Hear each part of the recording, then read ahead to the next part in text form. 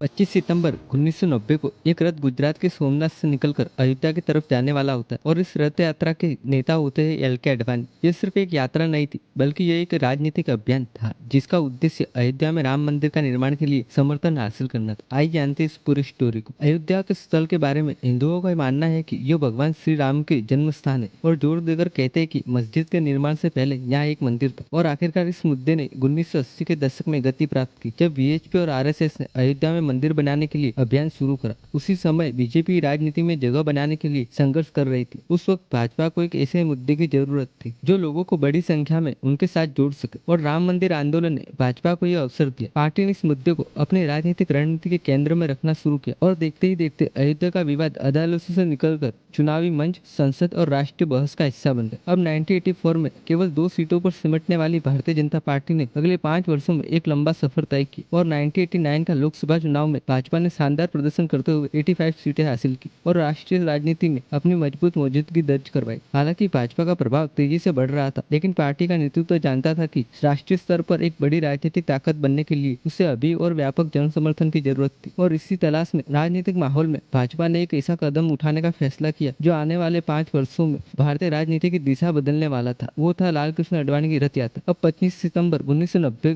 गुजरात के सोमनाथ से होकर एक रथ यात्रा अयोध्या तक पहुंचना था।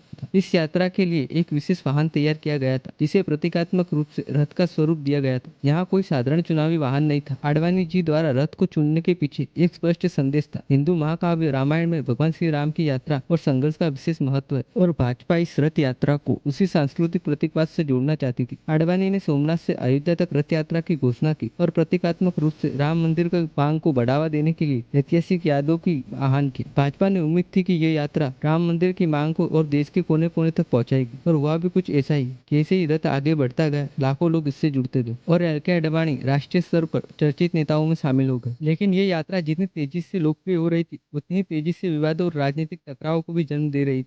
यह यात्रा अपनी यात्रा के दौरान 16 राज्यों से होकर गुजरी और प्रतिदिन लगभग 300 किलोमीटर की यात्रा की, और आडवाणी अक्सर एक ही दिन में 6 जनसभाओं को संबोधित करते थे। जैसे जैसे रथ यात्रा को आगे बढ़ती गई, वैसे वैसे इसके जुड़ने वाले लोगों की संख्या भी बढ़ती गई। देश के अलग अलग राज्यों और शहरों में हजारों नहीं बल्कि लाखों लोग आडवाणी जी की सभाओं और रोड शो में पहुंचने लगे। कई लोगों के लिए यह केवल राजनीतिक कार्यक्रम नहीं, बल्कि अपनी धार्मिक और सांस्कृतिक पहचान को व्यक्त करने के लिए अवसर भी था। यात्रा जहाँ भी पहुंचती, माहौल किसी बड़े जन आंदोलन जैसा दिखाई देता। लेकिन जहाँ एक और समर्थकों में उत्साह बढ़ रहा था, वहीं दूसरी ओर इस यात्रा को लेकर राजनीतिक विरोध और चिंताएं भी तेजी से बढ़ने लगी थी। वे रथ यात्रा शुरू हुई थी, लेकिन असली ट्विस्ट बाकी था। इधर आडवाणी जी रथ यात्रा पर सवार थे, उधर बिहार के मुख्यमंत्री लालू प्रसाद यादव ने एल के अडवाणी को रथ रोकने की ठान ली। अब 22 सितंबर 1990 की रात को समस्तीपुर पहुंचे थे, लेकिन 23 सितंबर को आडवाणी जी को बिहार में गिरफ्तार कर लिया गया, और तब बीजेपी ने केंद्र में सत्तासीन यूपीसी सरकार से समर्थन वापस ले लिया, जिसमें लालू प्रसाद यादव भी साझेदार थे, और सरकार गिर गई थी। हालांकि समस्तीपुर में रथ यात्रा रुक गई थी, लेकिन इसका राजनीतिक प्रभाव रुकने वाला नहीं था, और गिरफ्तारी के बाद भी पूरे देश में नई बहस छिड़ गई। बिहार में आडवाणी जी को गिरफ्तार कर लिया गया, लेकिन उनके 1.5 लाख समर्थकों को भी उत्तर प्रदेश सरकार द्वारा गिरफ्तार कर लिया गया था। लेकिन फिर भी दसियों हजार कार्यकर्ता अयोध्या पहुंचे। जैसे जैसे उनकी संख्या बढ़ती गई, केंद्र और राज्य सरकारों में दबाव भी बढ़ने लगा। इस बीच देश के कई हिस्सों में तनाव का माहौल पैदा होने लगा। अयोध्या से जुड़ी हर खबर